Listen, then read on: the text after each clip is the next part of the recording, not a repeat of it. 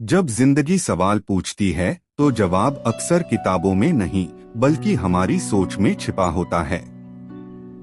Sophie अब उस मोड़ पर है जहां सवाल सिर्फ दर्शन के नहीं रहे बल्कि मैं कौन हूं इसकी तलाश अब ज्यादा गहरी और व्यक्तिगत हो गई है।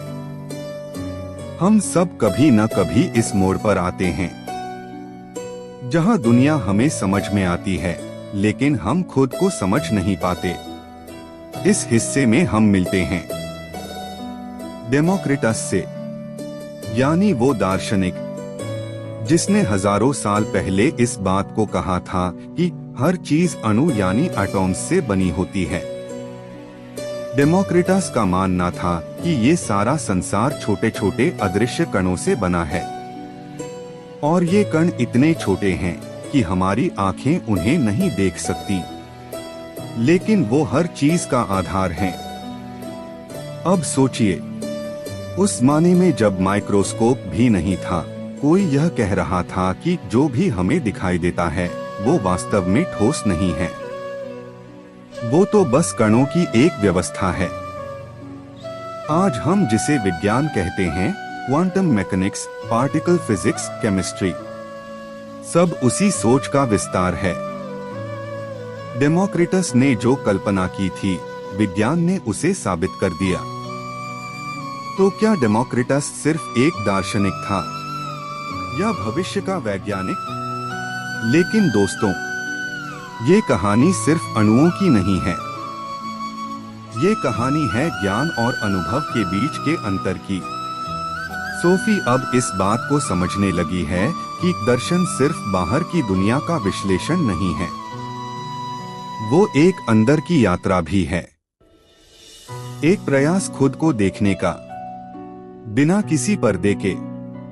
अगर आप एक नदी को देखें तो क्या वो वही नदी है जो एक पल पहले थी? नहीं, क्योंकि पानी बदल गया, धारा बदल गई। हेराक्लिटस ने कहा था, you can not step into the same river twice. और डेमोक्रिटस ने कहा, हर बदलाव अणुओं के पुनर्संयोजन का नतीजा है। ये दोनों बातें मिलकर एक गहरी सच्चाई बताती हैं कि इस संसार में कुछ भी स्थिर नहीं है, सिर्फ परिवर्तन ही स्थायी है। अब जरा आप सोचिए, आप जो आज हैं, क्या वही आप कल थे? शायद नहीं। हमारी सोच, हमारी भावनाएं, हमारा शरीर, सब कुछ बदलता जा रहा है। तो फिर हम कौन हैं? वो जो हर पल बदल रहे हैं, या वो चेतना जो इस बदलाव को देख रही है?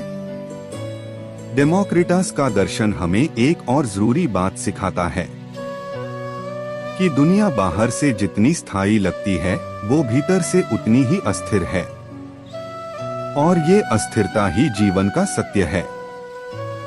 सोफी अब केवल किताबें नहीं पढ़ रही, वो खुद को पढ़ रही है। हर पत्र, हर सवाल उसे एक नई सोच की ओर ले जा रहा है। लेकिन अभी तो शुरुआत है, क्योंकि अब जो आने वाला है वो सिर्फ दर्शन नहीं बल्कि एक मानसिक क्रांति है। क्या आप भी कभी रुके हैं और अपने आप से पूछा है कि मैं सच में कौन हूं? अगर नहीं, तो शायद अब समय आ गया है कि आप भी अपनी सोफीज वर्ल्ड शुरू करें, क्योंकि जीवन की सबसे बड़ी पढ़ाई किसी किताब में नहीं बल्कि खुद को समझने में छिपी है।